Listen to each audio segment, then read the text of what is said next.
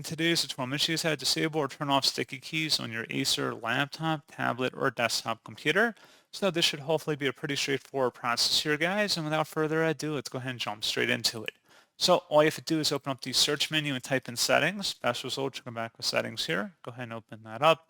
On the left panel, select accessibility. And then on the right side, scroll down underneath interaction and select where it says keyboard. Where's the sticky keys near the top? You can just toggle this to the off position by clicking inside the oval one time, and that's all you have to do. So pretty straightforward process on that, guys. And as always, thank you for watching. I do hope that was able to help you out, and I do look forward to catching you all in the next tutorial. Goodbye.